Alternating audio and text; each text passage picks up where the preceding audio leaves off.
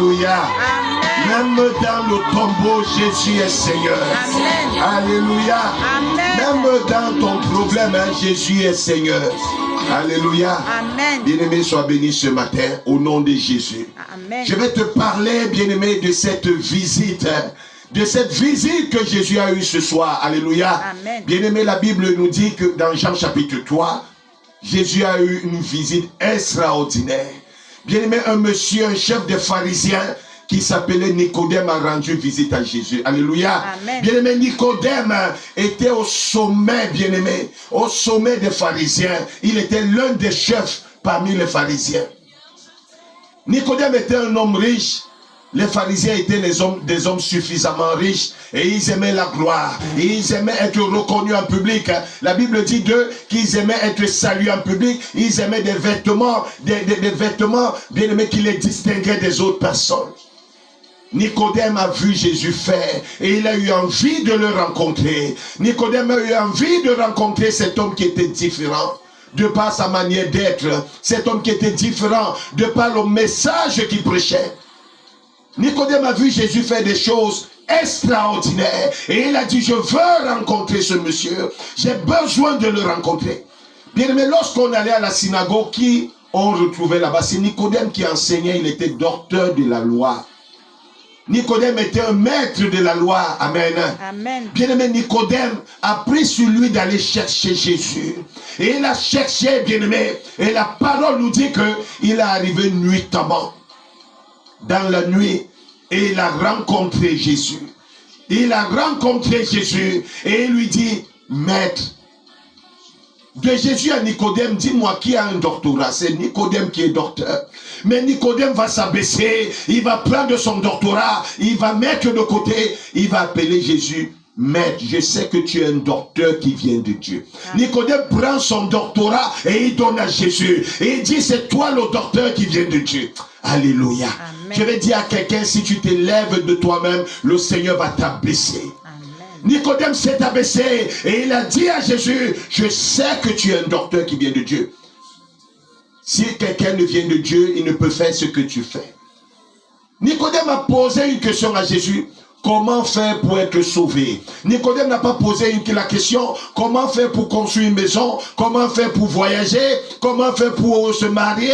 Voilà les choses qui préoccupent les hommes aujourd'hui. Les hommes sont à la recherche du miracle. Ils sont à la recherche de la guérison. Ils sont à la recherche des choses qui vont passer. Des choses qui sont des vanités. Des choses qui nous aident uniquement sur cette terre. Nicodème a posé une question que jamais personne n'avait posée à Jésus.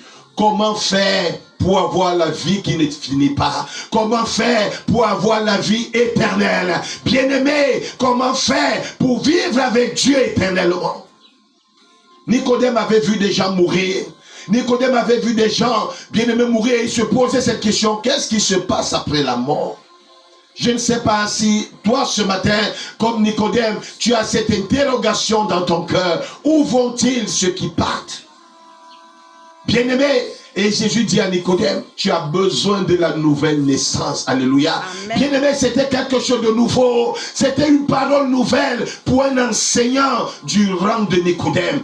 Nicodème avait enseigné depuis des années, mais il n'avait jamais entendu une telle parole. Et Jésus lui dit, tu as besoin de naître de nouveau. Et cette parole a troublé ce monsieur. Et Nicodème lui dit, faut-il entrer dans le sein de ma mère et naître? Est-ce qu'il faut que j'entre dans le sein de ma mère? Et si ma mère est décédée, comment la ressusciter, entrer dans son sein et naître de nouveau? Jésus lui dit non. Ce qui est né de la chair est chair. N'était-il pas que je te dise, il faut que tu naisses de l'esprit? La nouvelle naissance, c'est la naissance dans l'esprit. Amen. Bien-aimé, tu es né dans la chair. Tu as la chair de tes parents. Tu as la chair d'Adam. Tu as les choses d'Adam. Tu es descendant d'Adam. Mais je vais te dire, sur la croix, Jésus-Christ a rassemblé tout ce qui était du vieil homme. Et il a détruit cela à la croix. Tu dois naître dans le règne de Dieu. Amen.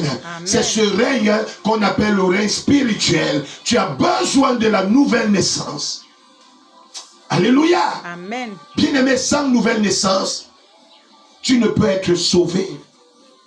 Tu peux prendre la décision personnelle de vivre loin du péché, entre guillemets. Tu peux prendre la décision personnelle de marcher dans une sorte de sanctification. Mais sans Jésus, sans nouvelle naissance, tu es perdu. Les hommes pensent qu'ils vont atteindre Dieu par les règles qui se sont fixées eux-mêmes pour atteindre Dieu. Ça, c'est la religion. Ça vient du mot grec relier, religaler. Les hommes, depuis la chute d'Adam, veulent se relier à Dieu. Jésus-Christ est le chemin. Il dit à Nicodème, tu dois naître de nouveau. Toi, ce matin qui m'écoutes, bien-aimé, le Seigneur te dit, ce matin, tu as besoin de la nouvelle naissance. Tu es peut-être religieux, tu as entendu parler de Jésus, mais tu n'es pas né de nouveau. Bien-aimé,